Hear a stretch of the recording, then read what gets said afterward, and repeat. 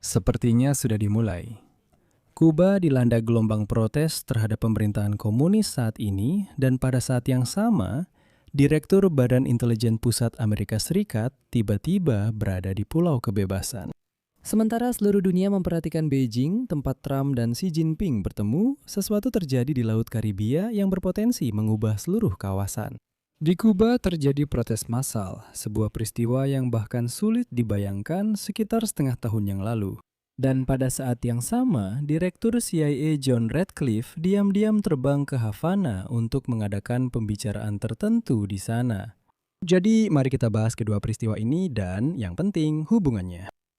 Nama saya Alexei Peci, mari kita bahas topik ini bersama, tapi sebelum kita mulai, saya minta Anda untuk berlangganan saluran YouTube ini dan beri suka pada episode ini. Dan tolong tulis komentar apa saja di bawah video ini, itu sangat membantu dalam mempromosikan konten di YouTube. Saya akan sangat berterima kasih atas itu, agar sebanyak mungkin penonton bisa melihat episode-episode ini. Selain itu, silakan berlangganan ke saluran Telegram saya, Peci News, tautannya ada di deskripsi video ini. Jadi di Kuba akhirnya terjadi juga protes rakyat terhadap para komunis yang berkuasa. Financial Times menggambarkan apa yang terjadi di pulau itu sebagai krisis energi besar-besaran. Karena sama sekali tidak ada cadangan bahan bakar. Pasokan listrik hilang hampir di semua provinsi di negara itu. Bayangkan saja, di Kuba orang-orang bisa hidup tanpa listrik hingga 22 jam sehari. Ini bukan pemadaman sementara, bukan pemadaman bergilir. Ini adalah keruntuhan sistemik dan sudah jelas bahwa bahan bakar tidak akan tersedia. Karena blokade Amerika Serikat berlaku sepenuhnya dan bahkan kapal Rusia, omong-omong, baru-baru ini tidak bisa masuk ke pelabuhan Kuba. Menteri Energi Kuba, Vicente de la Olevi, mengatakan sesuatu yang jarang Anda dengar dari seorang menteri pemerintahan yang sedang menjabat. Selanjutnya saya akan mengutip kata-katanya. Dia berkata, "Kami benar-benar tidak punya minyak dan benar-benar tidak punya bahan bakar diesel. Kami tidak punya cadangan." Ya, ini adalah Menteri Energi Kuba yang mengakui bahwa tidak ada cadangan dan tidak ada masa depan cerah yang terlihat di Cakrawala. Dan Menteri Energi negara itu secara terbuka mengakui bahwa negara tersebut benar-benar kehabisan bahan bakar. Dari mana Kuba mendapatkan minyak? Mari kita ingat, dari Rusia melalui skema subsidi yang aneh. Dan pengiriman terakhir dari Rusia terjadi pada bulan Maret. Dan setelah itu, selesai. Tidak ada lagi pengiriman minyak baru dari Rusia. Selain itu, Kuba juga mendapatkan minyak dari Venezuela yang pada gilirannya didukung oleh Rusia. Namun di sana juga, pada awal tahun, seperti yang Anda tahu, keran ditutup setelah rezim Nicolas Maduro digulingkan. Lalu Meksiko. Mereka mencoba membantu Kuba, tetapi blokade Amerika Serikat dan ancaman tarif membuat Meksiko mundur dari memberikan bantuan kepada Kuba. Akhirnya, Meksiko juga tidak memberikan minyak. Akhirnya Kuba benar-benar kehabisan bahan bakar. Dan hari ini, Trump bahkan dengan nada mengejek mengatakan bahwa sekarang biarkan saja orang Kuba membuktikan bahwa mereka layak untuk bernegosiasi dengan Washington. Dan akibat dari semua ini langsung terasa. Begini Financial Times menggambarkan protes di Kuba. Wara-wara memukul-mukul panci dan wajan karena akibat pemadaman listrik yang terus-menerus mereka bahkan harus berbagi. Penjatahan makanan oleh pemerintah pun menjadi tidak stabil. Anda mungkin berkata, apa pentingnya memukul-mukul panci? Saya tekankan, ini Kuba, di mana hal seperti itu sebelumnya sulit dibayangkan. Mari kita lanjutkan. Para pengunjuk rasa membakar barikade di jalan-jalan dan polisi berusaha menenangkan kerumunan. Sudah ada laporan tentang bentrokan pertama. Sekarang bayangkan, di pasar resmi di Kuba tidak ada bahan bakar. Menteri Energi mengatakan, tidak ada bahan bakar, tidak ada cadangan sama sekali. Tapi ada pasar gelap. Dan di pasar gelap di Kuba, harga bensin mencapai $8 per liter. Tapi inilah masalahnya. Di Kuba, rata-rata gaji sekitar $30 per bulan. Artinya, dengan seluruh gaji bulanan Anda hanya bisa membeli 3,5 liter bensin di pasar gelap. Tapi tiba-tiba ada detail menarik yang muncul dalam cerita ini. Dilaporkan bahwa Direktur CIA mengunjungi Kuba untuk pertemuan langka, sementara pulau itu kehabisan bahan bakar. Apa intinya? John Ratcliffe, Direktur Badan Intelijen Pusat Amerika Serikat, memimpin delegasi Amerika selama kunjungan mendadak ke Havana. Dilaporkan, dia bertemu dengan cucu Raul Castro yang dikenal sebagai Raulito dalam pertemuan yang sangat tidak biasa.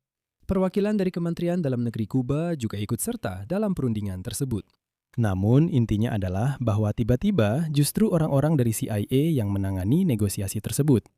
Pihak berwenang Kuba hanya menyatakan, kutipannya, Kedua belah pihak menekankan ketertarikan mereka dalam mengembangkan kerjasama bilateral antara lembaga penegak hukum demi kepentingan keamanan kedua negara serta keamanan regional dan internasional.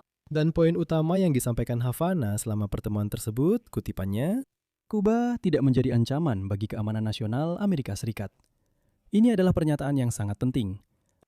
Jika Havana menyatakan hal ini dalam perundingan dengan Direktur CIA, berarti inilah pernyataannya. Dan itu menjadi bahan diskusi.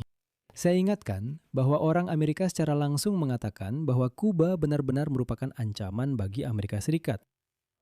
Dan fakta bahwa mereka mulai membahas hal ini itu juga sudah merupakan sinyal. Karena Trump beberapa hari yang lalu sendiri sudah memberi isyarat bahwa Amerika Serikat dan Kuba akan berbicara satu sama lain. Dan mereka berencana untuk membahas misalnya pengaruh Rusia atau Tiongkok di pulau itu. Oleh karena itu, bisa dikatakan bahwa prosesnya tampaknya berjalan lebih cepat dari yang diperkirakan. Karena itu, beberapa orang berpikir bahwa bagaimanapun juga, Kuba akan mendapatkan bahan bakar dari suatu tempat, dan pemerasan ini tidak akan berhasil. Sekarang pertanyaan utamanya adalah, apa yang terjadi di Kuba hari ini? Apakah ini operasi CIA atau diplomasi yang spesifik? Jawaban jujurnya adalah keduanya sekaligus. AS tidak pernah mengirim direktur CIA, bukan menteri luar negeri atau diplomat lain, untuk negosiasi yang bersifat murni kemanusiaan. Jika memang perlu bernegosiasi, itu bisa dilakukan. Secara politik ya, direktur CIA tidak akan ada di sana. CIA menangani intelijen, operasi rahasia, dan negosiasi dalam situasi ketika diplomasi resmi belum dimulai. Biasanya seperti itu. Jadi ada negosiasi di belakang layar seperti itu, agar nantinya bisa diambil alih secara resmi oleh para diplomat. Ini Anda tahu, semacam penjajakan dan mencari tahu situasi. Apa yang diinginkan Amerika Serikat dari Kuba? Beberapa hal. Pertama, memutus hubungan dengan Rusia. Kuba telah menjadi titik transit bagi pengaruh Rusia di Amerika Latin. Jika minyak habis dan Moskow tidak memasoknya, Havana menjadi rentan, dan ini adalah peluang bagi Washington. Kedua adalah penghentian keberadaan fasilitas militer Rusia di Kuba, termasuk stasiun intelijen radioelektronik di Lourdes. Ketiga, mungkin negosiasi tentang nasib tahanan politik Kuba, yang dituntut oleh para aktivis HAM dan anggota Kongres keturunan Kuba dari Florida. Apa yang diinginkan Kuba? Tentu saja, Kuba menginginkan bahan bakar. Kuba ingin sanksi dicabut. Kuba ingin bernapas setelah puluhan tahun blokade ekonomi. Dan jika Rusia sudah tidak bisa lagi memasok minyak, Venezuela tidak bisa, Meksiko tidak bisa, tidak ada yang bisa, maka hanya ada satu alternatif di sini. Dan alternatif itu datang dengan pesawat pemerintah Amerika ke Bandara Havana. Nah, saya rasa Anda paham maksudnya. Orang Amerika bilang, kami akan menyediakan bahan bakar untuk Anda sebanyak-banyaknya. Dan di sini penting untuk diingat bahwa Amerika Serikat sebenarnya sudah menekan. Nicolas Maduro dari Venezuela digantikan oleh pemerintahan pro-Amerika. Sekarang giliran Kuba, dan ini bukan kebetulan, ini adalah strategi yang konsisten. Nah, sekarang kita lihat saja apa yang akan terjadi. Sekarang sangat penting untuk mencermati bahwa negosiasi sudah dimulai. Dan lihat saja, pembicaraan ini berlangsung di level yang sangat tinggi. Jadi pasti akan ada hasil di sini. Di sini saya akan mengakhiri. Tuliskan pendapat dan kesimpulan Anda di kolom komentar di bawah episode ini. Jangan lupa subscribe channel ini, tekan lonceng, dan beri like. Jika Anda ingin mendukung kerja kanal YouTube ini, Anda bisa melakukannya secara finansial melalui donasi atau langganan sponsor berbayar lewat tautan dan informasi yang ada di deskripsi video ini. Itu saja dari saya, jaga diri Anda, sampai jumpa.